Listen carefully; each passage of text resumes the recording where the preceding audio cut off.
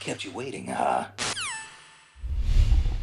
What is up, ladies and gentlemen? Daily here from FraggedNation, joined today by David Hayter, the iconic voice actor for the Metal Gear franchise, also doing some work in Republic, as well as screenwriter for X-Men. How are you doing today, sir?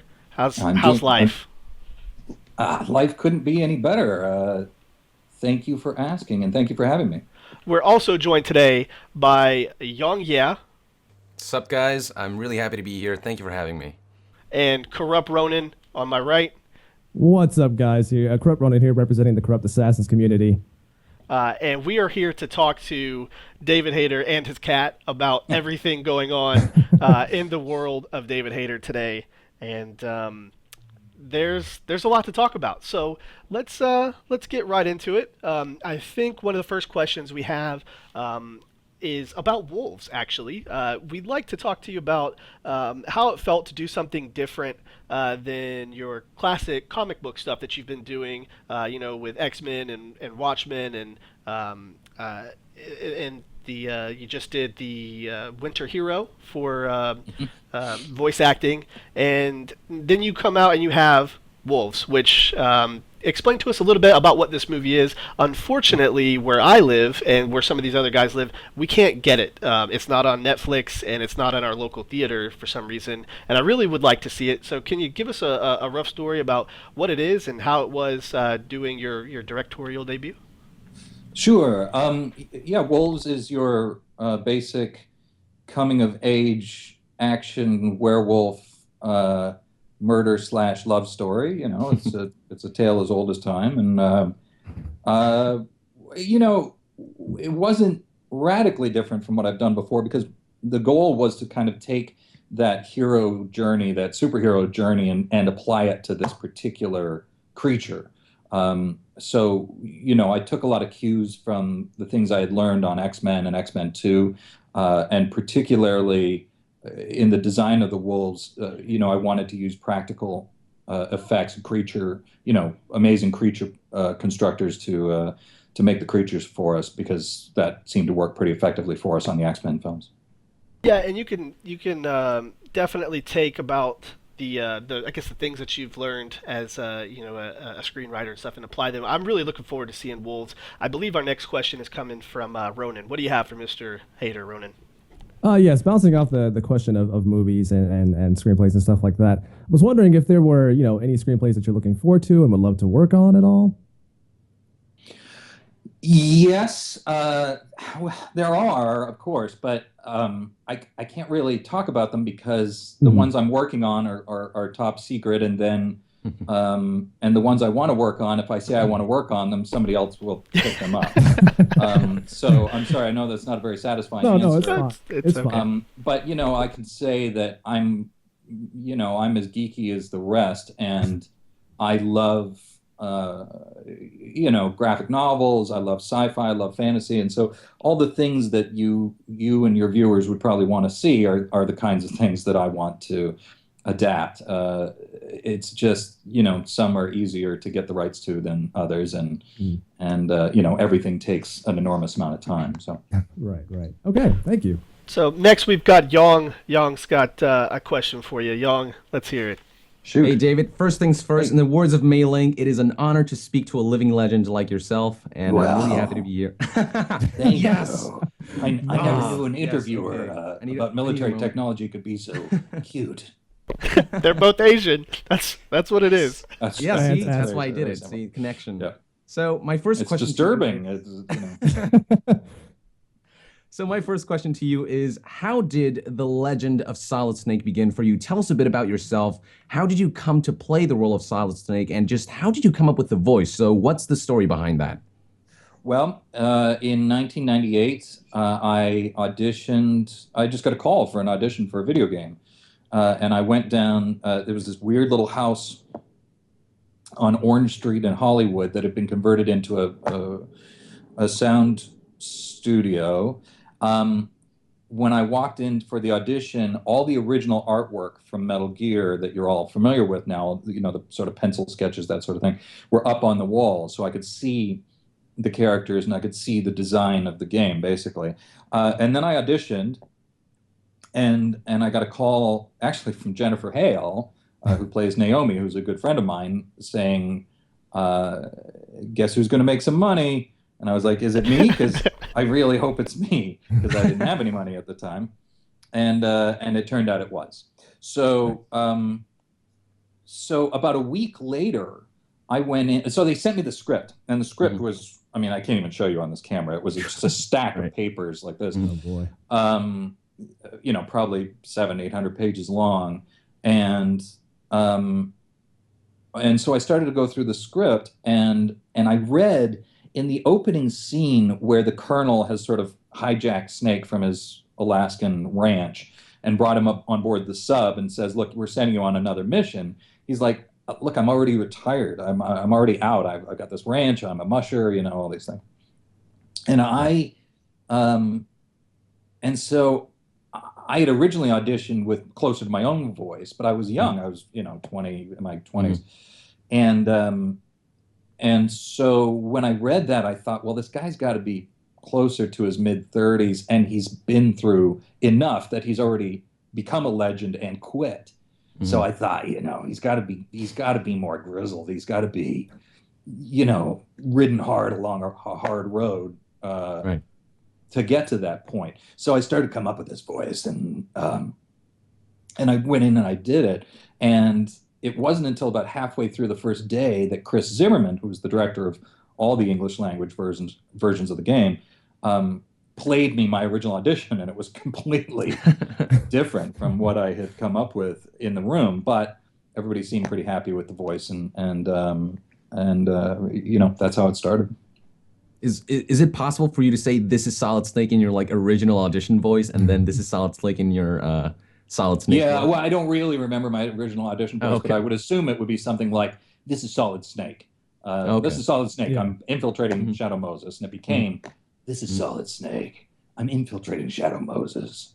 And then it sort of took on this weird sort of rhythm, this weird sort of cadence that I thought was kind of interesting. Yeah. Did it take you long to come up with that voice, or is it just like you just thought about it and bam, there it was? It just sort of happened. I mean, I remember just running the lines, and I wanted to be tired and like, "Colonel, what the hell? Like, you know, why are you out here?" Right. And so it probably took about that long to get to where I needed to be. Thank you. Now, Sure, thank you. Our next question kind of bounces back towards the screenplay. We're going to try and keep it as varied as possible, because everybody here obviously has to understand that, you know, you're not just Snake. You've got a wide repertoire of things that you do, and I'd like to bounce back and talk about your screenplays. How did the screenplays thing kind of come about? Who gave you your first shot? Did you just write something and was like, "Hey, this is good. Somebody needs to see this," or did somebody say, "You know, I think you've got some talent. Show me what you can do"? And who was that person if it happened like that? Well, nobody's said I've got talent yet. No. What happened was, it was a very unusual thing. I'd been in L.A. for 8 years, auditioning and being an actor, and I had been studying writing just to sort of enhance my understanding of the whole thing as a writer. And in 1997, the year before I got Metal Gear, I produced and starred in a little art house movie called Burn. And my friend Brian Singer, who is now a very big director, executive produced it. Oh. And the film was fine, and we worked on the film together, and that was fun, and we had a deal with a company, and then the deal fell apart. The film never got distributed, and I was depressed and broke. So my good friend Brian was now working on his next film, which was X-Men, and I started working for them, answering the phones, and then I was a big X-Men fan. I knew the comic books. And so Brian was complaining about the script, and this is the script, and I don't know what to do with it. And I said, well, and I suggested a scene. And I said, why don't you do this and this and this? And he goes, yeah, good, go write that for me. And so I figured he was kidding. It was an $80 million film, but then he called me the next day and said, where's my scene? And so I wrote it for him. And basically he started having me rewrite the film and come to meetings with the head of the studio, with Tom Rothman and Peter Rice, and just he was like, don't tell anybody you're writing the script, just pretend you're just taking notes, but then I would go back to the office and I'd write the script till 2 o'clock in the morning. Make a very long story short. Right.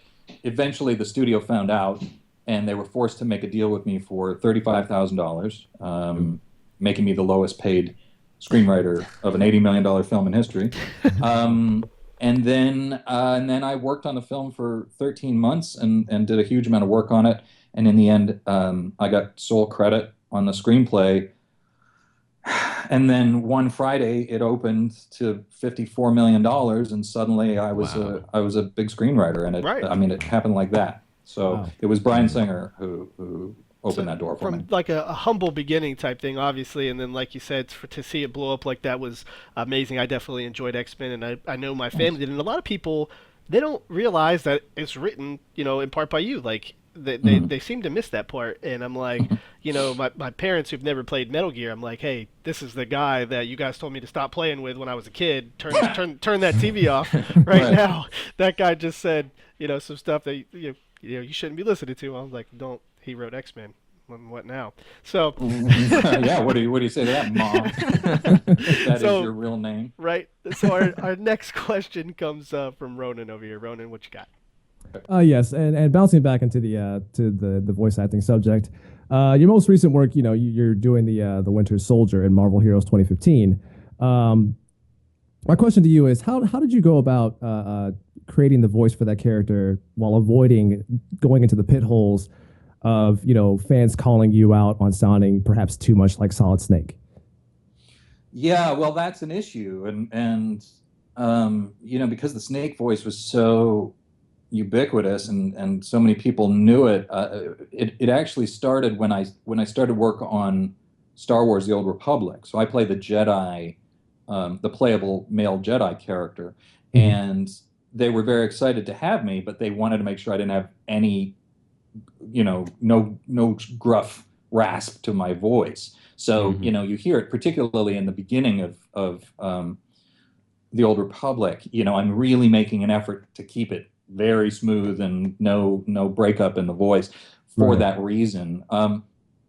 Since then, something like the Winter Soldier, this is also a guy who's been through hell, had his arm pulled off and whatnot. So, and frankly, the older I get, the more Snake-like I sound anyway.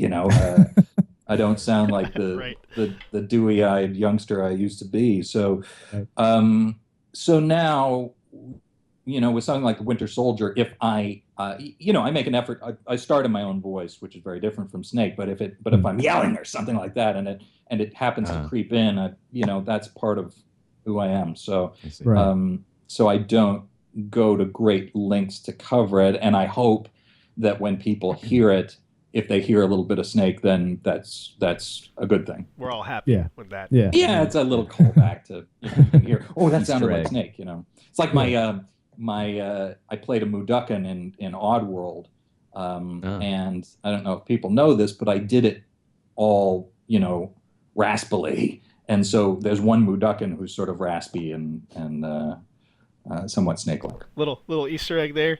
Do you ever use that? Do you ever use that voice for your family when you tell them you don't want them to touch something? Do you always like, Sarah? Yeah, I yell at the dogs. Sit.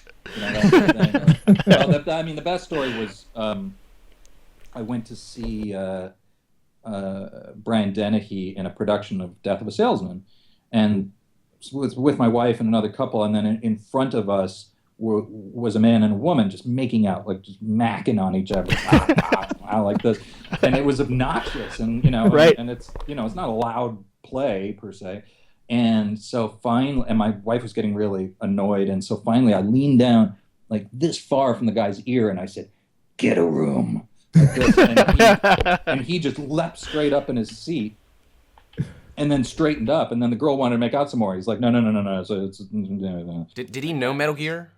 Did he know that was Solid Snake? Or I don't know if he knew it or not, but I was waiting for him to turn around and give me a hassle. So I just sat through the rest of the play waiting for it, but he never. David Hayter, everybody, saving the world, saving the world from over Amara's theater goers. Even when he's not Solid Snake, still saving the world. Next question coming from Young. Yeah, what do you got for us, Young? Yep, so this was a very popular question by many people from my community, and it's something you can choose to skip if you want, but This is purely hypothetical. Like, and as far as we know, you're not reprising your role as Snake. That's all I'll say. That's all I'll say about that matter. That's as far as we know. But I don't know. People have their own theories. I'm not going to say anything about that. They can But have their if you were, theories. That's all I know as well. So oh, okay, all right. So there you go, folks.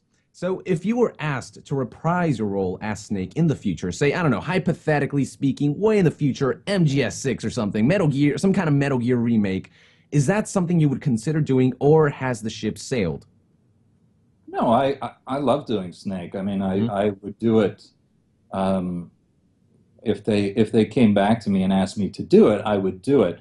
The one thing is that a lot of people ask me if I would do a voice mod for Phantom Pain or Right. the next game, and I wouldn't do that because I think it's kind of sad and I would never take public money to do it. Like people would say, "Well, we'll start a Kickstarter for you to do a voice mod," and I wouldn't do that. But yeah, if Konami asked me back, I'd come back. Yes. Okay. Well, it's good to hear, Nate. that All right, next question. that we, that you've accepted that so, so graciously. I know there's some people out there, and we've seen certain situations where, somebody doesn't get, a rollback, and then, I don't want to work for that company anymore. I'm really glad to hear that, you would pick up that role. We actually had a talk. We did a big pregame show probably before you got here. Like I said, we've been streaming since yesterday. We played some Metal Gear. We tried to play Republic, but we couldn't get it working correctly. And we just kind of studied up on some David Hayter stuff. And there's a lot of good chances for you in the future. And we'll talk a little bit about that later on. I just want to say that the way you've been handling this whole situation with MGS5, there could have been many ways where this, you could have reacted in so many ways, and just the way you've been graceful and just grateful to the fans, and the way you've been responding, it's something that I really admire, and I just want to say thank you. Well, thank you. I appreciate that. People don't understand that as a screenwriter, I get fired 2 or 3 times a year. So it's like it was painful for me to not write X-Men 3, for example, but it's the nature of the business. You franchises change and elements of those things change, and you can't you can't take it personally, and I don't take it personally, and I've always been a big fan of Kiefer Sutherland, and I'm so honored that it took somebody like that to replace me. So and my feeling is those games were so good, and I was so honored to be a part of them, that to sort of end with Metal Gear 4, I really ended with Peace Walker, but to sort of end the story with Metal Gear 4, I thought was a beautiful wrap up. So, I'm thrilled. I had to run like voice actors dream of. So, if it goes on in the future, that's great because I love the world and I love the fans. But if it doesn't, that's life, and that sort of makes what came before even more special. So, but thank you for saying that. I appreciate it. I think we speak for all fans when we say we hope to see you back someday. We hope. Absolutely. We really hope. We definitely do. And just to touch on that before we move on to our next question, I'll make this point quick, and you can respond as quick or as long as you'd like. But we talked prior in our kind of pregame, like I was saying, about the voice of Solid Snake. You did that, and then in Metal Gear Solid 3 you did Big Boss. Was that your choice? Did you say I want to play Big Boss, or was that something kind of given to you? And if it was your choice, did you feel like more attached to one character than the other? Because when we think about Metal Gear, you are Solid Snake to us, and I'm so glad that you did all of the other ones all the way up until Peace Walker. I really am.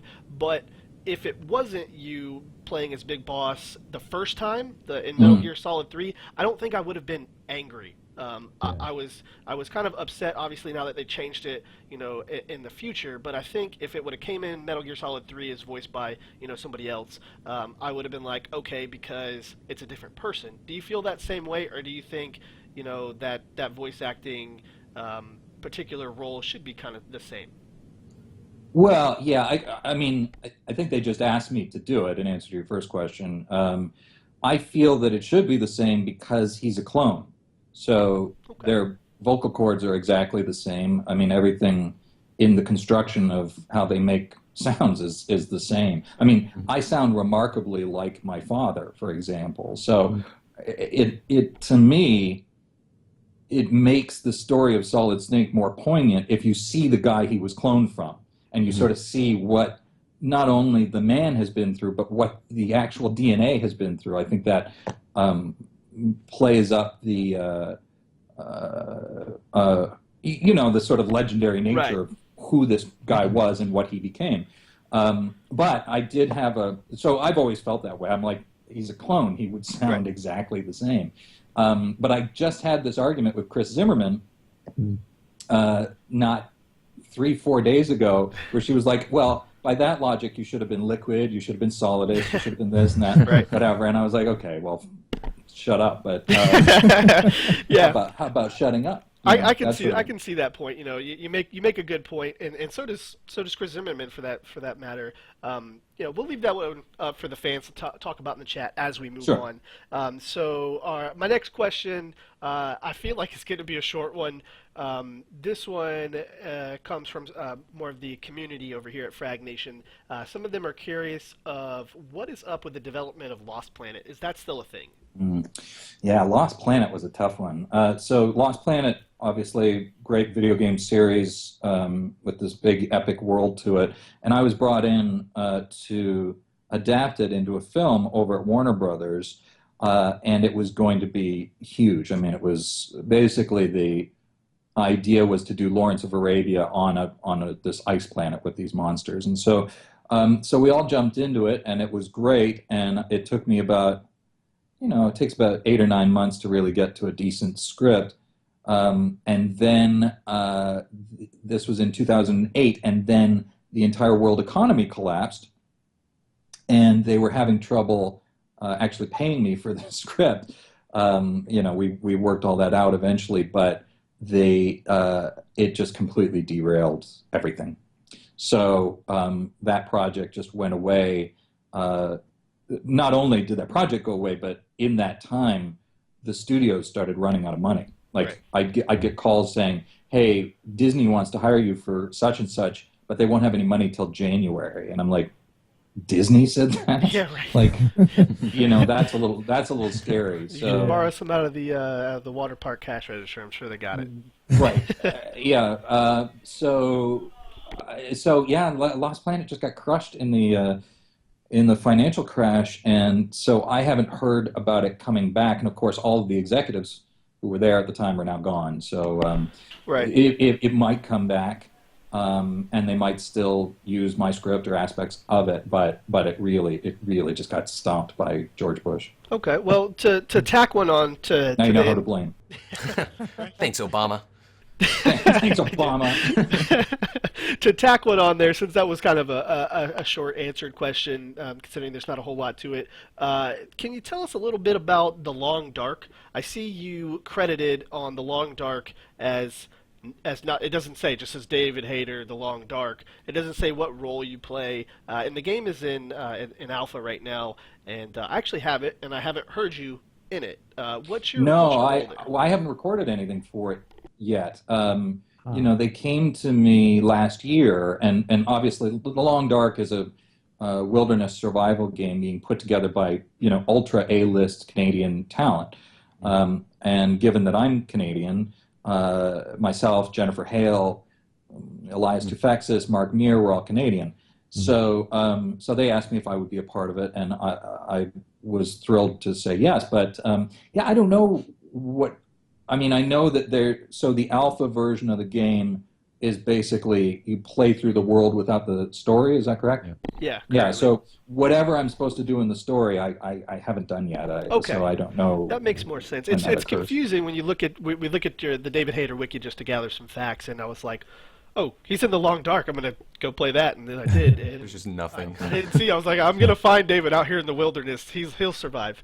But yeah, well, they also used to say that I had an advanced English and maths degree, so I was sorry to lose that as well. Wikipedia is not always entirely accurate. Exactly. Right. Moving on, we've got another question coming from Ronin. Ronin, what do you got for us?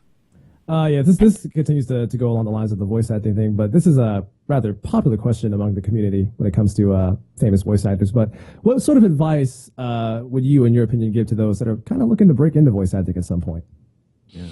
Well, I get asked that a lot. Frankly, I would prefer that you didn't, because there's only so much work to go around. But Right. but everybody, people, it's a very cool job, and I understand why people want to do it. It's very difficult to get into because it's a very tight-knit group of people, and to do the top-notch titles, you have to be where they're being made. So L.A., I guess Vancouver, Montreal, New York, these sorts of places. I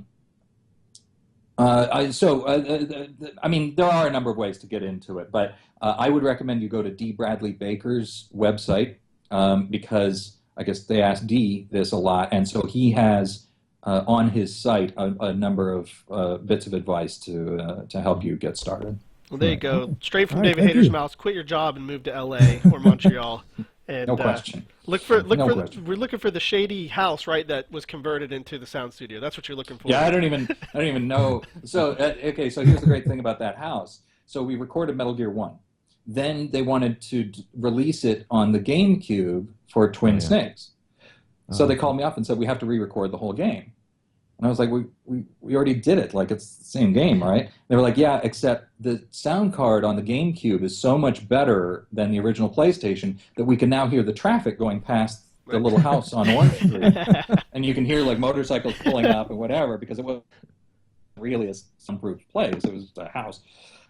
So that's why we had to re-record it for Twin Snakes. Right. Were you able to get the whole cast back for that? I wasn't able to play that. My mom wouldn't buy me a GameCube when I was a child. So were you Ray able? Fox was recasted. He's hard on you, Yes, man. it was. Yeah, definitely. Gray Fox was different, yeah. Um, Gray Fox was different, but for the most part, we try to make sure that that it was the same cast that returned. Okay, very cool. Although, and in Twin Snakes, Dr. Naomi is no longer English. Yes. I don't know why.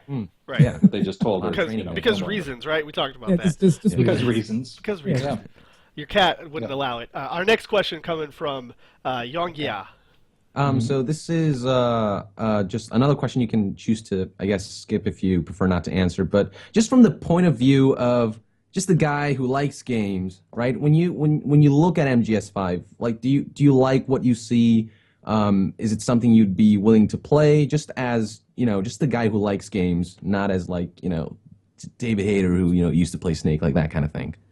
No. No. No. Okay. No, I was like, huh. Well, okay. No, I mean it's too painful to. I gotcha. Yeah. I mean, my friend Otacon is doing it, and the Colonel, and all these people, and so no, I think that would be too painful. I mean, it looks beautiful, and they never shortchange you on a big epic world, but I've got many other things to do than torture myself by Gotcha. playing some other Metal Gear game. Yeah, I see. Yeah, fair All enough. right. So our next question, I think you'll like this one. Our next question is after Metal Gear Solid 4, we saw Metal Gear Rising with Raiden doing his own thing. It's not Metal Gear Solid, right? So in its own respect, it's perfectly fine for it to be Raiden. How did you like to see Quentin Flynn kind of progress? Obviously, you guys did a great job in Metal Gear Solid 2 together. We've seen Quentin Flynn prank call you on the internet a couple times, and now then he got to star in his own game, and it just blew my mind considering how much people. Not myself included, actually loved Raiden, even though in the game a lot of people said he wasn't a man, or he was a little bitch or whatever. Like, I actually liked Raiden. It's you got to keep in mind that backstory behind him, moving and progressing. But both looking at Raiden and Quentin as two separate things, how did you like to see their story progress all the way up into Rising? Well, in terms of Quentin, he's awesome, and we've always had a great time, and I love hanging out with him, and I love doing scenes with him. He's a great actor. Raiden. The story of Raiden is so funny because Did you mentor him along the way for that? No, right. Quentin was already far more of a voice actor than I was. I mean, by the time Metal Gear started, like right after I recorded Metal Gear, I wrote X-Men. So almost that whole time I've been a screenwriter first and a voice actor sort of on the side. Right. Though I'd done some work before that. But so no, Quentin was a very experienced voice actor, and but in his first appearance in Metal Gear 2, suddenly you're playing as Snake, and then suddenly you're playing as Raiden. And it was a surprise to everyone, including me. They didn't tell me. I was like, why is Raiden giving instructions to the player as to which buttons to push? Because that's my job, that sort of thing. But they explained to me that the Raiden character was going to be the playable character from then on. So I was like, oh, okay, well, we'll see how that goes over. And then people didn't like it because, or at least people were, a little surprised and somewhat put off because you're no longer the experienced badass. Now you're the up-and-coming rookie. Right. Which is not bad from a storytelling perspective, but I understood why people got a little hinky about it. But the funny thing is that I think it's my personal theory that I think Hideo Kojima kind of sees himself as Raiden, and so the effort that's gone into I think Snake is his vision of an American hero, of Snake Plissken essentially. Right. But Raiden, I think, is him, and so then to see the extent to which he's been made a badass, it always cracks me up. Hideo Kojima, ninja confirmed. Yeah, he's a cybernetic ninja, and meanwhile Snake is just aging and falling apart, and Raiden's getting cooler and cooler. So, did you get a chance to play Rising itself? Were you able to play that? No, and not because I didn't want to. I don't know. I just didn't come up. So don't tell Quentin.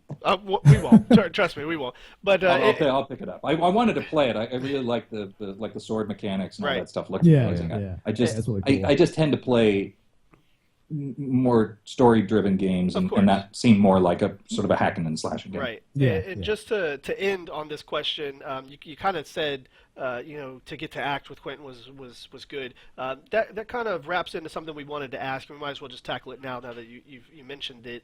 Do you get to see these voice actors that you're in the booth with? Kind of like we saw a skit that you guys all did. You, Jennifer Hale, Quentin, and all the cast. Group therapy. It was awesome. Great time. And it was really fun to watch. Do you guys get to do that in the booth, or is it more you get to look at what he says and then you have to try and respond to that by yourself, or is it one or two at a time, or is it the whole cast? How does that kind of work? Yeah, most games you have to just respond to people who aren't there. And on Metal Gear, I really asked them. I said I think it's really important for the actors to come in and work off each other because it just adds so much to the performance. So. On Metal Gear, it was like a dream. They would bring people in primarily one-on-one.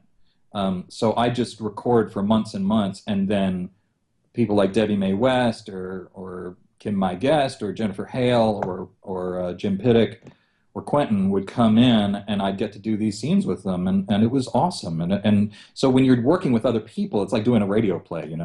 And basically what we do. It was different for each game, but you either have the cutscene up on a monitor so you can match the body movements, or on Metal Gear 4, we matched to the mocap actors. So they're all in their ping pong ball suits and they're climbing up, wooden frames of helicopters and stuff, and I'm doing the voice like this. He's pulling himself up onto things and he's punching people, that sort of thing. So so it really, to have the other actor there and to be able to see what the character's body is doing. Gives it a great amount of reality and drama, I think.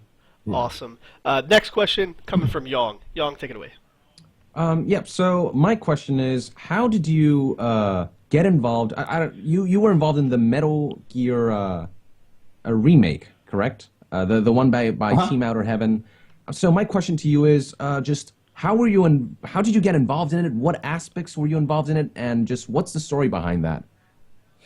Well, they started putting together the game, and then everybody on my Twitter, if people wonder why I'm always talking about Metal Gear, it's because hundreds of people per day are talking to me about it on my Twitter. Right. Otherwise, I'd happily just never talk about it again. but it kept coming up, and people were like, "Oh, you should see what these guys are doing."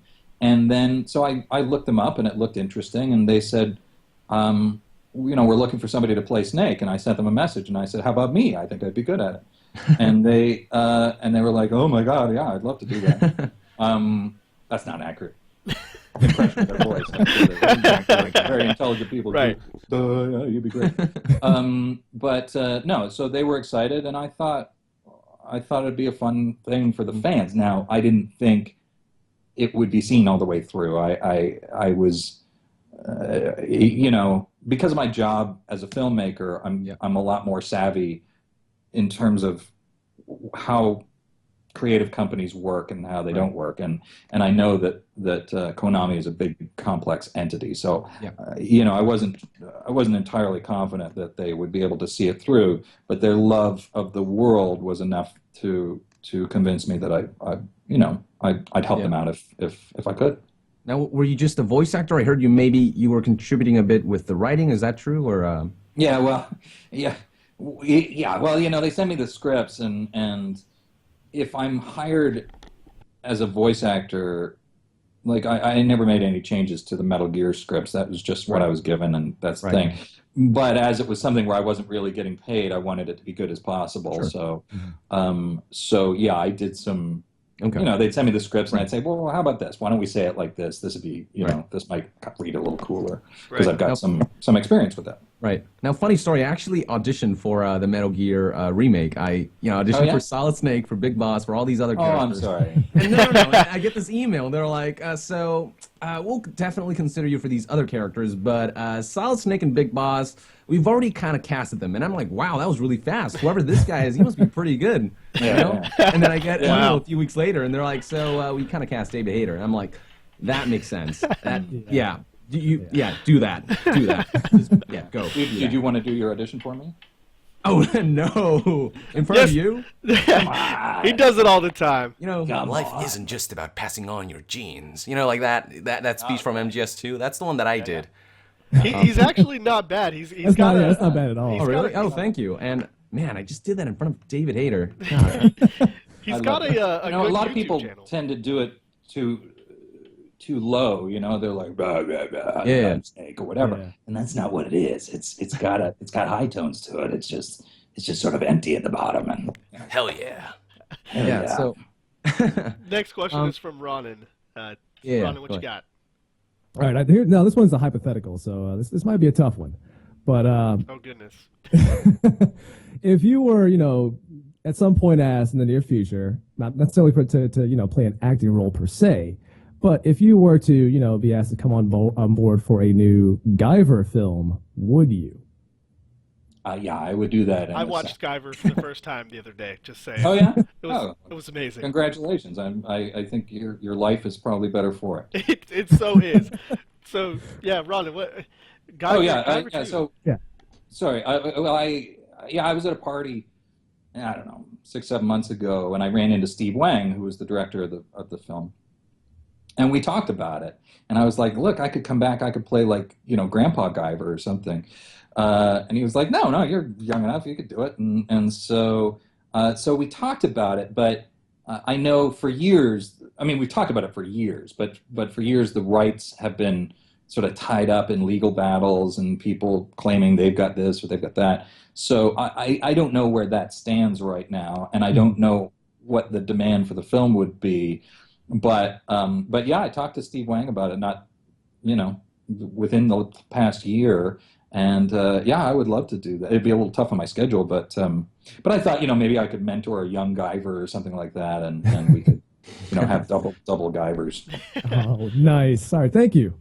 Sure. In fact, I should show you this Guyver poster. Oh man, where is it? Oh, there it is. So yeah, awesome. Steve Wang gave me that. It's the Japanese version of the Guyver poster. Amazing. So awesome. Oh, and that's my Saturn Award and my Iron Man head.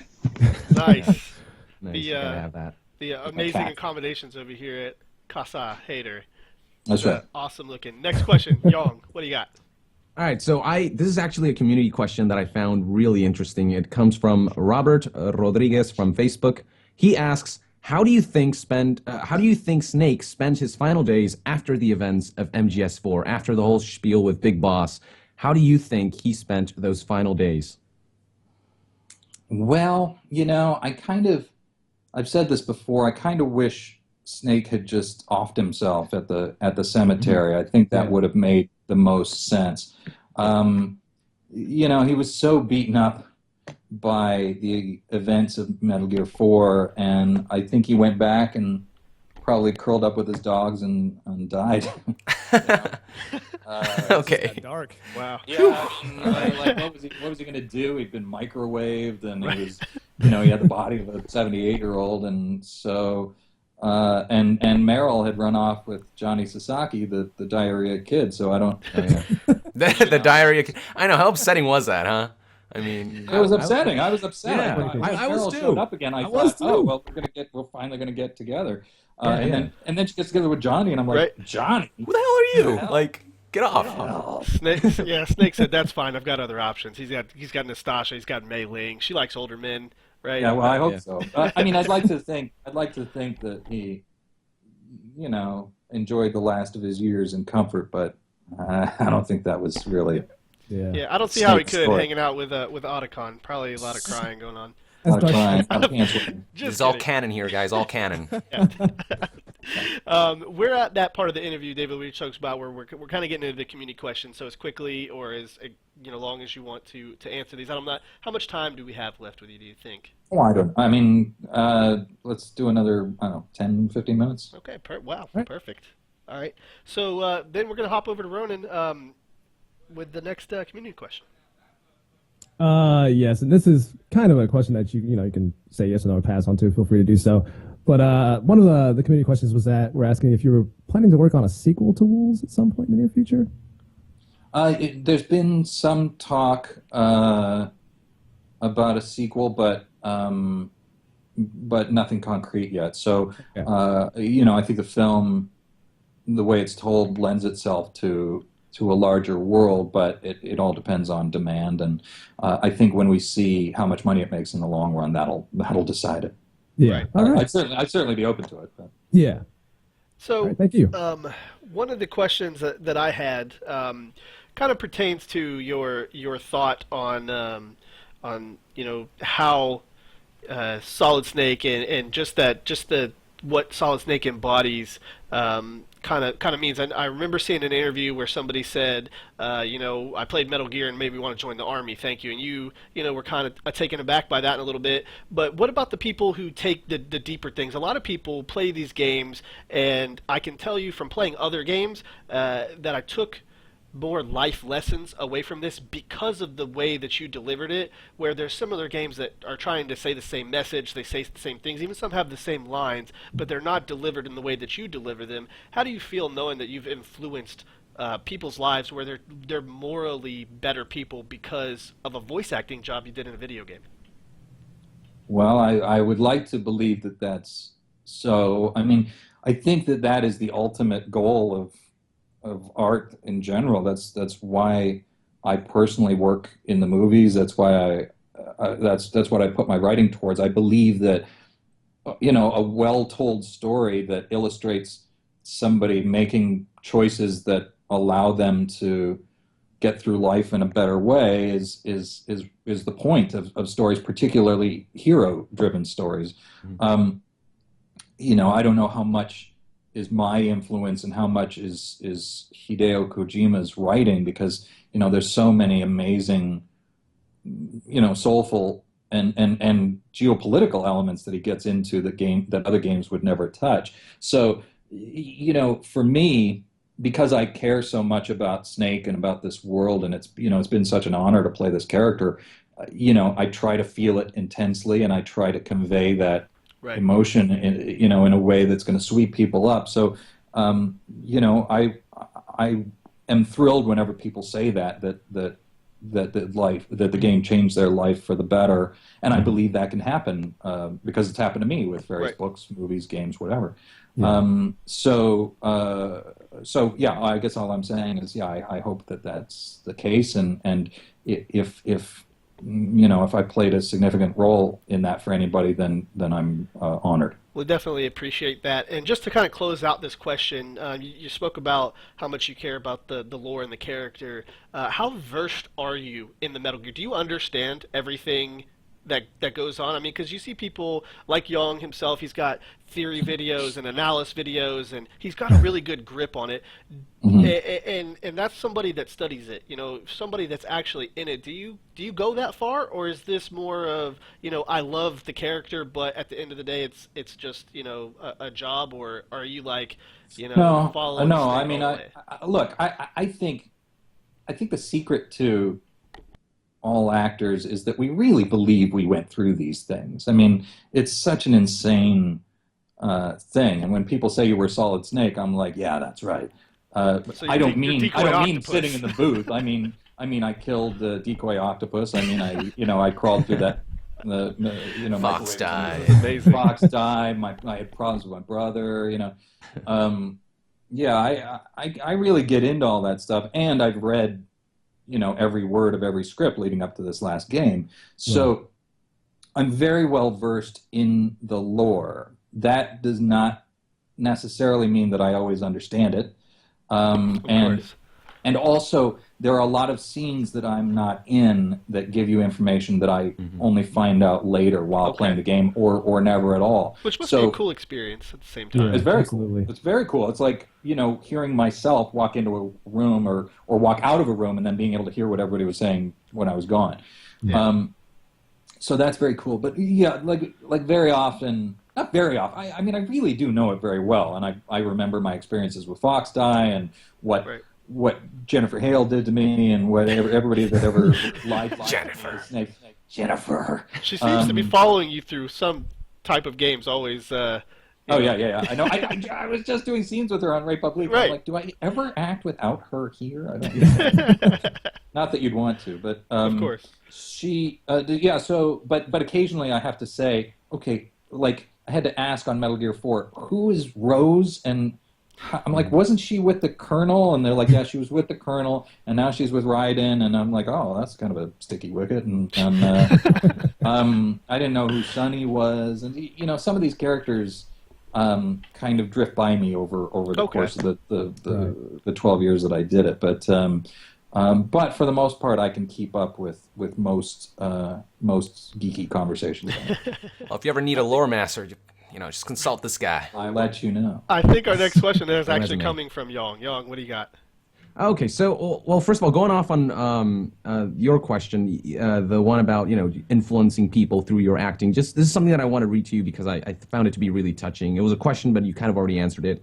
This is from Mac Reagan on Facebook, and he says, ask him what it feels like to know that he has saved lives and motivated people to do things.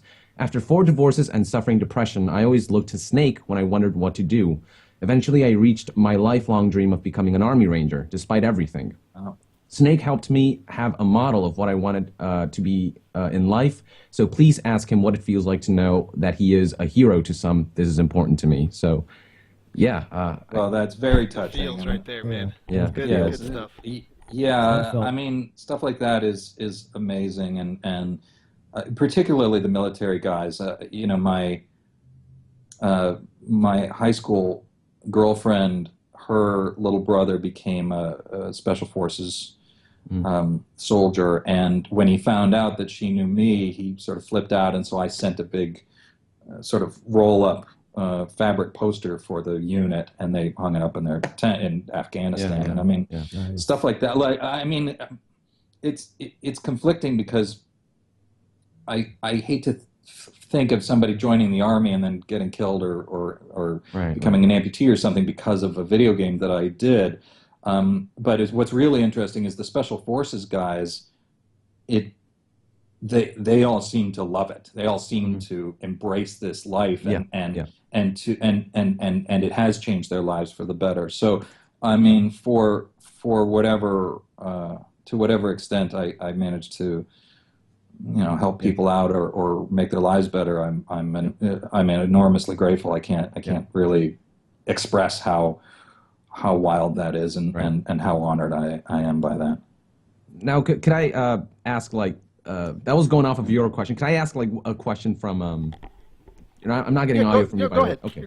All right. So this is from Nelson W. from YouTube. He asks, this was a popular question. Can you confirm or deny rumors that you can or cannot do your MGS1 voice? You know, the young Snake, the one with not as much gruff, I suppose. Can you still do that voice, or has age kind of changed that a bit? Has it slowed you down one bit? I don't think age has slowed me down one bit. I think I can still do the original Metal Gear voice. There you go. I just, as I got older and as I started getting advanced decrepitude, voice started to fall apart. So, no, I think, you can hear my normal voice is still relatively youthful. Yeah. So, right. No, I think I could do that voice pretty accurately. In fact, I had to do it for the trailer for the fan-made video game. I had to do, I had to do young Snake, and then I had to do older Big Boss. And so, the differences are subtle, but I believe I can still do both accurately, or at least better than the guy who asked the question. Fair enough. Fair enough. Amazing. We still got a few more minutes. I think we're around about eight minutes or so left. So, Ronin, your question next. All right, jumping off of a little bit away from the Metal Gear Solid subject. But this question comes in from Negascott128 from Metal Gear Informer. He asks, can you confirm that you're a huge Black Widow fan? Yes, I can. I can confirm that. Yeah, I worked. I was attached to the movie. I'm sorry, was there more to your question? Oh, yeah, there's a bit more, but you go ahead and say I was attached to write and direct the movie a while back, and unfortunately that was another project that kind of got killed when a number of female-driven action movies came out and didn't perform. But I was working on it when my daughter was born, and so she didn't. The day after she was born, I went for a meeting at Marvel, and I showed her picture to Avi Arad, and he said, "Oh, she's so beautiful. What is her name?" And I said, "She doesn't have one yet." And he said, "What about Natasha? That is a beautiful name." And I was like, that is a beautiful name. And I figured it would guarantee the movie got made, so I named my daughter Natasha. And then the movie didn't get made anyway. But my daughter is very proud to be known as Natasha Black Widow. So she's well aware of her legacy. So yes, I will always have a soft spot for Black Widow. And to add on to that question, this person also wanted to know, what did you think about Scarlett Johansson's performance as Black Widow in the Marvel, the Avengers movies and so on? And if there was anything that you would have done differently, or you would have changed? Well, Avengers made $4 billion, so it'd be sort of foolish of me to say. It really should have gone my way. I love Scarlett Johansson. I think she's one of our greatest super starlets, and I love her and everything she does, including Black Widow. What I had done was more of an origin story, so I had sort of taken her out of Russia and into the United States. So I think maybe I would have liked to have seen a little more of that Russian influence. And there's such an amazing dynamic to that character who comes to the United States in the midst of the Cold War and then becomes an American. And there's great depth to that story. So I might have wanted to see a little more of that, but I'm happy to watch Scarlett play the Black Widow however she likes. Yeah, there you go. Awesome. Well, we'll do one more question each from you guys. We'll do one more from Young, one more from Ronin, and we'll see if we can wrap it up here with Mr. Hayter, because I'm sure he's got he wants to make his $4 billion on his next movie. So, actually, Young, I'm going to get lunch. It'll happen. Oh yes, he's on the Pacific Coast, so he's got some. We're in the future over here. We're on the East Coast. Oh, how's it going? It's going good so far. Metal Gear Solid 6 is coming out, and you're starring in it. Oh, it's so good. Oh, You're in it. Yes. I haven't won the lottery yet, so Yeah, how's the Middle East coming along? Have they worked that out? Ocelot's over there messing things up. Yang, what do you got? All right. Well, man, I've got so many questions. I guess I'll just ask one of the more popular ones. If you want, and David's okay with this, if you want to kind of do some quick fire questions and you want to ask just a couple in a row, that way you can do that, and then I'll do the same thing for Ron if that's agreeable with Mr. Hayter.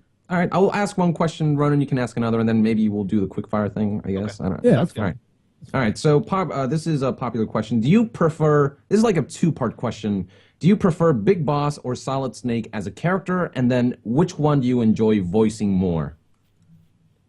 That's an interesting question. I prefer Solid Snake as a character because his story is just so tragic and whatnot. But I enjoy playing Big Boss better because he's a little less abused. I see. And particularly in Metal Gear 3, where he was sort of, just at the top of his game and coming out, becoming Big Boss. I was able to do it without quite all the weight of the horror that Solid had been through. So. Oh, this was by Jack Marston 927 from YouTube. Thank you for the question. Thank you, Jack Marston. Ronan. Yes, this question comes in from Shotgun Dakota on Metal Gear Informer. He says, David, why the hell haven't you come to Australia Comic-Con? And do you have any plans to do so in the future? Yeah, look, mate, I'll go to Australia at the drop of a wallaby. I've been to Australia twice. I shot a pilot in Brisbane for a month and lived at Surfers Paradise, which was pretty good. And I did 2 weeks of scouting for wolves in Sydney and Melbourne. I love Australia. I would move there in a second, and I'll go to Australia Comic-Con the moment they invite me. So just tell them to give me a ring, mate. We'll make that happen. Right. Young. All right, so Ryan Sawyer, YouTube. How many MGS titles have you played through? And then Scorpion216, YouTube. Which one's your favorite? I've played through everything except for Rising and whatever the next one is. I don't really know what about that title. What was my favorite? Yeah. Well, I always say the same thing, which is Snake Eater. I thought that was an amazing game. I love the retro nature of it. It was really great. But I mean, I love the first one, and I love Metal Gear 4 and Peace Walker. I mean, there's elements to all of them that I love. Did you really play all of, like, even Acid and the little mobile game and that Portable kind of stuff? Ops? I didn't play the first Acid because I wasn't in it, and I didn't really understand it. It was that card. Yeah, neither did I. Game. I didn't really get it. But Acid 2? I think it was. Acid 2. No, I didn't play Acid 2, but I did play Portable Ops. Okay.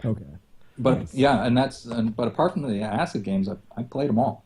Awesome. Young, got another quick one?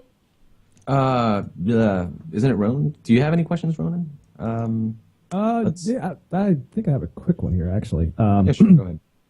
This one comes in from Ryosuke or Ryo-chan on Twitter, at Ryo-chan on Twitter. He asks, what specifically was if you have a favorite scene that you've acted out in Metal Gear Solid, which one was it? Was it where they go, brother? Brother! That was pretty good. That one was good. I loved the scene. I loved Sniper Wolf's death scene. Nice. I loved fighting the Metal Gear Rex to Metal Gear Ray and Guns of the Patriots. I mean, there's so many that I really, and I mean, the stuff with the boss at the end of Snake Eater is just so tragic. And Oh, yeah, definitely. Yeah, I mean, there's many great, too many to mention, but those are a few of my highlights. Nice, thank you. I got a question from Nobody from YouTube. If you could live the life of any Metal Gear character, which character would it be and why? Oh, Lord. None? Probably Otacon, because he's shot at the least. I mean, I think I'd rather be the guy checking in from the computer than the guy getting his eye shot out or anything like that. Plus, he got Naomi, right? In MGS4, they kind of had a little thing there. He's got a very rich love life, and Snake's out there getting kicked to hell. Yeah. I guess Otacon would probably be Good choice. Nice. All right, one more from Ronan and one more for Young, and then we'll call it a day. Ronan, what you got? Honestly, I think that's it for me. Like, my questions come down to nil, basically. So pass that over to Young, and then if that's the case. Well, I'll take that. I'll take the last one for him. Sure. All right. working in Republic, we didn't get a lot of time to talk about this one because we've got so much stuff we want to talk to you about.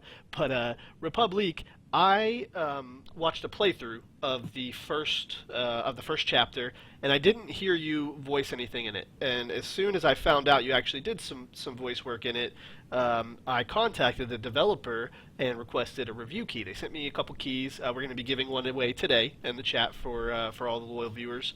And I wanted to ask you, do you feel like your niche is kind of in the action stealth games like this? And if it is, would you ever consider doing a reboot for like an older game like Siphon Filter or something along those lines?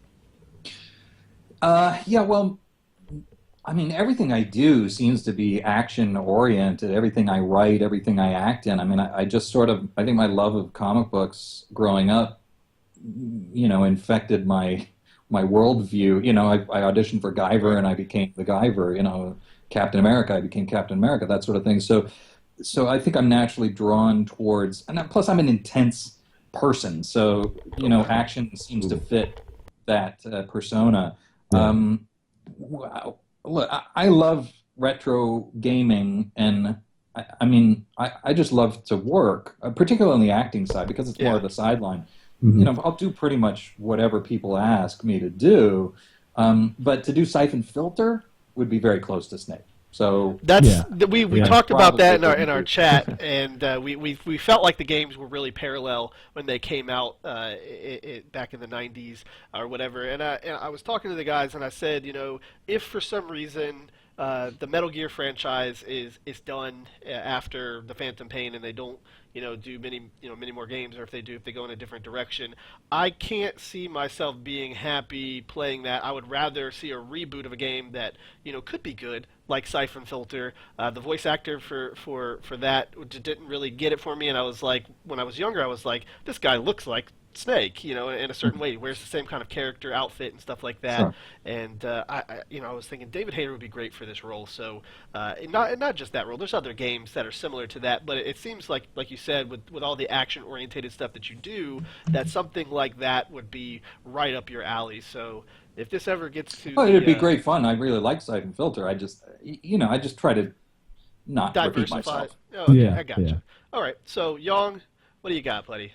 All right, this is from the Manly Man 21 from YouTube. He says, if you had to choose an actor to play Solid Snake in the upcoming movie, and then a director to direct the movie, who would you choose and why?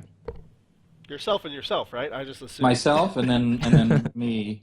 I mean, ideally, I would love to play Snake in the movie. I doubt that's going to happen, but I've always talked about Hugh Jackman because Hugh. I know Hugh from the X-Men movies, and he's such a great guy, and he's such a remarkable physical specimen that I think he'd really do well with that. There's so many directors that I think would do a good job. I'd love to see my friend Bryan Singer do it. I'd love to see somebody who's going to take it seriously. Maybe a Ridley Scott or the point about the world of Metal Gear is it's so, it really delves into the darkness of war and the realities of genetic manipulation, all these really disturbing things. So it's got to be taken seriously. Right. So I'd like a director who could create that world in a way that reflects what we went through as gamers playing. Right. And Liam Neeson is Big Boss, right? Liam Neeson would be a fine. I will find you. I have a certain set of skills. You have a second part of that question, Young? I didn't mean to cut you off, buddy. Do you think Hugh Jackman could do the voice? Do you think the voice would be required for the movie? Because I just don't know who can do the voice. He's going to voice act over David Hayter, Yeah, I mean, look, the voice is a little over the top for live action.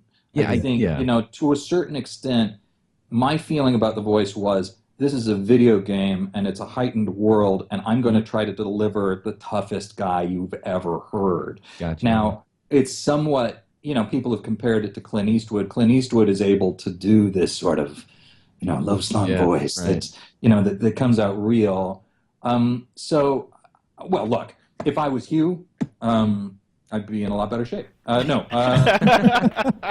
if I was you, David. I would look at it and say, okay, so David's, doing it up here. There's got to be a mid ground where you can sort of pay homage to what's come before, but do it in a way that sounds real in a live action situation. Live camera work really changes, the way the audience takes it in. So, so I think there's a mid ground to be hit there. Yeah. I mean, you look at Christian Bale in the Batman movies was going with sort of an over the top, snaky sort of voice, and and he took a lot of flack for that.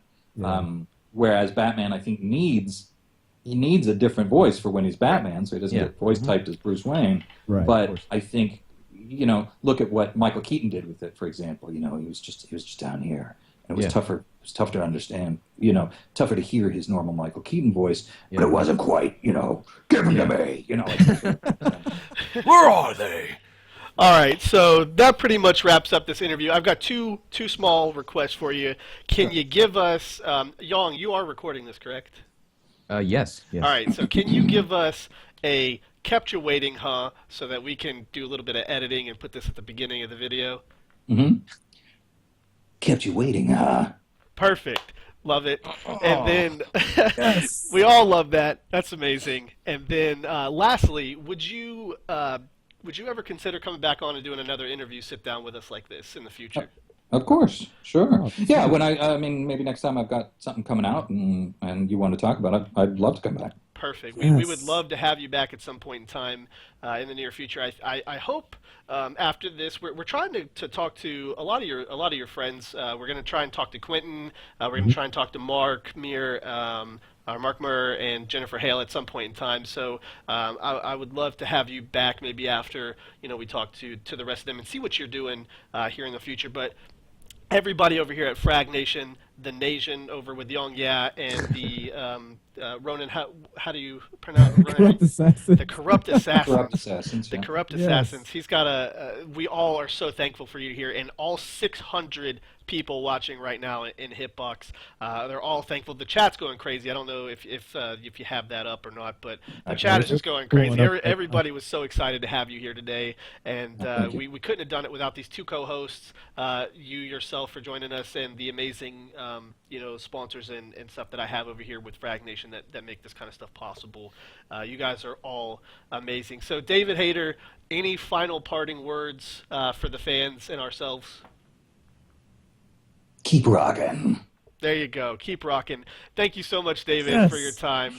Thank you, Ronin. All right, guys. Thank you so much, and thank you to everybody who tuned in. It's really been a pleasure, and happy to do it anytime. Go follow David Hayter on Twitter, David B. Hayter on Twitter. Give him a follow, and keep up to date with everything going on. David, you are more than welcome to go ahead and exit the Skype call. Thank you so much for your time. We're going to hang out here and just chat a little bit about our fandom experience. All right. Well, enjoy the Afterglow, gentlemen, and thank you for having me. Have a nice lunch, Thank sir. you. Take care. All right. Thanks. Will do. Eat a snake. So, Okay, I need a moment. Man, I gotta breathe. Whew. that is Yong Ya. You survived. This is Yong Ya. This is KorruptRonin. This was the David Hayter interview, making it happen. And let me just give everybody a little backstory. I didn't want to talk about this in front of David, but literally, myself, I over here at FraggedNation, like I said, I get about 10, 20 viewers a time. Our website is a lot bigger than our stream and our YouTube and stuff like this. And I never in a million years thought David Hayter was going to come on here and do an interview with us. And I hit him up on Twitter. I said, David, would you come on for an interview? I literally tweeted that at him. I didn't even message it to him. I didn't go to talk to his agent. And he favorited it and messaged me and said, yeah, let's do it. And there you go. David Hayter interacting with the fans. You can't ask for somebody on as high a role as he is. Such a cool guy. Screenwriter, director, voice actor, sitting down with, obviously these two guys right here, Ronin and Yong, two of the biggest fans that you'll ever meet in Metal Gear. Ronin plays Metal Gear constantly, just replays it on his stream all the time. Yong, like I said, just pumping out Metal Gear Solid videos, and I can't wait to see this video. I'm really looking forward to that, and to have the opportunity to sit down here and talk with David Hayter was amazing. What do you? So let's start with Ronin. How you feeling after that? Did you get everything asked and answered in something that was a satisfactory manner to you? I got everything that I wanted and more out of that interview. In all honesty, truth be told, I was sitting here and people were like in my chat were telling me, "Hey, breathe, Corey, breathe, just breathe." I'm like, "I'm breathing, guys, but I don't know what to say." That's the thing. But yeah, it was an amazing, surreal feeling after that. I'm still feeling like he said, the afterglow of that. So, whew. Yeah, and I'm so glad that I could make this happen for you guys. And I couldn't think of anybody when I sat down and I first heard that David was going to come on and talk to me. I was like, I've got to have a co-host. Like, I can't do this by myself. Yeah. I was like, it's got to be Ronin. And then who's the one other person that I could do this with? Should I invite Python Selkin? Hell nah, it's got to be fucking Yong. Yeah, he's got to be here. So I bugged the hell out of Yong. Yeah, who in his own right is a YouTube star, man. Just thank you. Amazing content in his market, and he was able to come on here and talk with us. Yong, how are you feeling after the interview? Are you going to come back and do more stuff with us? Oh yeah, I mean, God, I was just struggling to maintain my composure. I'm like, yes. Save a hater, save a hater, save a hater. I just, I mean, I do this content because I'm just such a huge fan of, just not the games, but also the people who put their work into it. Mm-hmm. So for me to build a channel for 2 years, basically mostly Metal Gear, right, and then to talk to the man behind that, like, this is like a dream moment for me, Oh, yeah. And so I'm just so grateful to you guys for inviting me here. What I thought was initially spam turned out to be one of the best days of my life. So thank you so much for inviting me here. No problem, man. I'm so glad that I can make that happen for you. And I hope, here in the future, maybe we can all get back together maybe once a month or once every other month and just have a Metal Gear talk. We had a really good turnout, and it seemed like the fans wanted to do this kind of thing. And if you guys have it in your schedule, I'd be more than happy to work with Yong again. And Ron, and I work with you every day, man. So absolutely, I'm definitely honored to have both of you guys here. Now, just to wrap up, like we said, we've got a couple. I've got to do my sponsors shout out, and I want to talk a little bit about Sure. Yong's channel as well. So you can see right there on the graphic that we have up, youtube.com/c/YongYa is where you can check out all of Yong's videos and all of the great stuff that he's doing. Yong, you said this video is you recorded this? Yeah. Are you going to be able to get me a copy? Because unfortunately, with all the stuff I had going on with the different layers of the Skype call and the music and stuff like that, I wasn't able to record. And halfway through the interview, I was like, oh my God, I hope somebody is recording this. I can't lose this forever. I hope Hitbox is archiving this. Okay, so that will be posted up on Yong's channel, and we will share that as well. And I believe Ronin is also going to have some content up on there. What do we have going on in the future, Yong? Are you going to do? Did you get any information out of this to where you can make another Metal Gear video? You have something coming for us, maybe? A lot of this information it treaded familiar ground, and understandably so. And I mean, at this point, I really do believe Dave the Hater, for now at least, he's not part of MGS5. It seemed real. It seemed really hurtful. Yeah, exactly. One thing is to see something on Twitter. Another thing is to talk to the man face to face or Skype to Skype. Right. And he wasn't. It really did hurt him to for this to happen to him.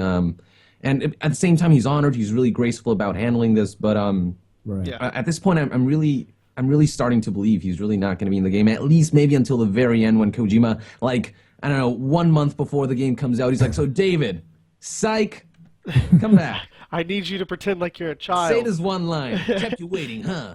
Right. But I was happy that I could get him to do that. I was really scared. I'm happy he did and all I'm that, hoping actually. with the editing skills that you guys have that we can clip that and then put it at the front of the video before this happens. But Ronin, what do you think about that situation, man? Did you get the same vibe as I got and that Yong got? I really felt like, when we talked about Metal Gear 5, that it wasn't necessarily touchy with him. Like, he's okay talking about it, but it seemed like Yong said, a little painful, and like he said, painful to play. Like, he wasn't going to play it because it would be painful for him. Phantom pain. Yeah. But again, you heard him talk about Javier Rod. I mean, what are you thinking? For me, like I was still solidified in the fact that this might have been a bit of a slightly bit of a touchy subject for him to talk about, which is why I always stressed out the idea of trying to refrain from asking questions related to Metal Gear Solid 5, because I mean, like I said before, if he was in it, he wouldn't be able to talk that much about it to avoid spoilers. Right. And two, he handled it like a champ. He did, which was really awesome and impressive. on his part. Right. So, And I nice gotta job. say, as press, and that's basically what this interview is. It is press. Obviously, it's a fan thing as well. But we've got to ask questions like that, at least to some degree. And like Young pointed out, and like you've pointed out, he handled it very well, and we definitely appreciate that. And I'm very excited that he agreed to come back here in the future. Hopefully, after we talk to some of these other guys that are in the lineup, Quentin Flynn, Mark Murr, and Jennifer Hale, if we can get her. I can't confirm on Hale yet, but the other two I have already spoken to. So after we talk to them, maybe we can get David Hayter back, X out all these questions that we did now, and fire off with some brand new questions Absolutely. later on down the road. But today is a day that I will never forget. A lonely guy, well, not lonely, I've got a great family, but a humble guy, and making YouTube videos out of my house. Got to talk with David Hayter, Yong Ya, and KorruptRonin. Amazing. Yeah. What an amazing day. So final thoughts, guys. How do we think that this interview with David is it going to change anything? Do you think that if we can spread this interview out and show the passion that David has, maybe he comes back as Snake? It changed me. I feel like a changed man right about now. I definitely got some good insider info. What about you, Young? Yeah, I think we got some info here that we didn't really get from other interviews, and I don't know. I will say this again. I really saw the pain, the phantom pain, that he was, from being recasted, and I'm a bit more convinced now that he, at least for now, he's not going to return in any way, shape, or form. But I'm just, I'm super honored, and I think people through this interview will see just what a cool guy he is. Right. Hopefully this will send a message out to Konami or something that, have him back for something, just have him at the end somewhere, just one line, I don't care, just, he needs a good send-off, and when I hear about the way he was sent off, it pains me too, I mean, if you think about what we did here today, 600 live viewers. Okay, that's just live. Obviously, Young, you're going to put out a video. Even more people are going to see that. 600 people on short notice. Nonetheless, it was not that long to be planned out. Usually you have 2-3 weeks to plan this stuff out. I messaged David Hayter and they were like, how about next week? And okay, I'm not gonna say no to David Hayter, you know what I mean? I'm not gonna reschedule. I had like 2 days to prep because A, I thought it was spam, and B, I was just a bit busy, and then I finally contacted you guys, and you guys are like, so we need community questions, and then your questions, and then I post a video, I get like 900 questions. I had to look through every single one of them. I'm like, oh my god. That's the crazy thing about David, man, is he when he answers questions. I've interviewed a ton of people. If you check out my YouTube channel, which is youtube.com/whatever/FraggedNation. I don't even know what it is, but I interview game developers all the time, and a lot of them will just, they only want to talk about the things they want to talk about. David took every question and kind of expanded on it, which is a blessing and a curse. It's a blessing because obviously we get amazing content, amazing information, but we weren't able to ask all the community questions that we got. Like Young said, he got tons of community questions. So that's the point of me asking David at the end if he wants to come back and speak with us again. So absolutely. With him agreeing to that, these two will definitely be returning if they want. And for sure. In the meantime, keep an eye on Yong Ya, KorruptRonin, and FraggedNation for more content like this. And hopefully at some point in the future we can do more videos together or more, podcast, whatever you want to call this. Hopefully we can do something like this in the future when everybody's got some free time. We're going to wrap up the stream here by thanking out the sponsors that helped me get this interview in the first place, which we're going to start out with SuperCon 2K, an amazing convention website, keeping track of all the cons going around the stratosphere, really. They cover everything. Gamers Mods controllers for making the amazing controller that we played Metal Gear 1 on. This thing was an awesome gift for them just for this event. Steel Series, which produces amazing gear for the headphones that I'm wearing right now. KorruptRonin's going to be getting some gear for them as well. And the amazing people at Hitbox, I can't tell you how happy I was to see all these Hitbox people in here, all the shares, all of the stuff like that. You guys are amazing. And then one final shout out to my two co-hosts, Young Yeah and KorruptRonin. Yeah, guys, it's time to go, but I don't want to go. It's time though. It's I've been streaming since yesterday, and I caught about 30 minutes of a lay down. I didn't even take a nap. I just laid down and watched the chat on my cell phone. Yeah. And I think it's time for me to get some sleep. Yong, if you will keep in contact with me after this is done and let me know when the video's up, and we'll promote it and share it. And like I said, if we can do something in the future, we will. Ronin, what are your plans? Are you going to be streaming today? Are you done? You going to bed? What's up? After that, I don't even know what I'm going to be doing. I might just go to bed or try to go to bed. How can you not stream Metal Gear right now? Come on, man. Get your shit together. Which, by the way, I might consider it though. Before we close, can I just tell you how amazing it was to hear David Hayter do his Snake voice and Yong? Yeah, like that's a complete. I can live happy now because not only have I heard David Hayter do it in person, well, Skype to Skype, like as Yong said, but we had Yong do it in front of David Hayter, his own impression, which was amazing. Mine's not nearly as good, of course. David Hayter is Snake, but I mean, it was really fun to do and nerve-wracking, but yeah, he was definitely impressed, and I'm sure he's glad that he replaced you in the fan remake. I'm glad too. He's like, if somebody's going to replace me, I got to replace somebody. Right. So that ends the stream for today, guys. Make sure you follow the stream if you want to stay up to date when we do more interviews. If you want to see solid, amazing gameplay and amazing interactive streams, go follow KorruptRonin. It's hitbox.tv/KorruptRonin. And in the meantime, when the streams are offline, you better be watching Yong Yeah videos on YouTube. Thank you guys so much for tuning in. Yong, give us that. You know what I'll see you guys next time. Thank you very much, and Yong out. Ronin. You guys stay classy, stay sharp, don't do anything I wouldn't do, and I will see you guys next time. Come for the game, stay for the voice, guys. You hear it. All right, we'll see you guys next time. Enjoy some Metal Gear music as we close out the amazing David Hayter stream. I'm going to mute the microphone so I can talk to the casters here in private. But like I said, enjoy the music, and we will see you guys next time here at FraggedNation TV.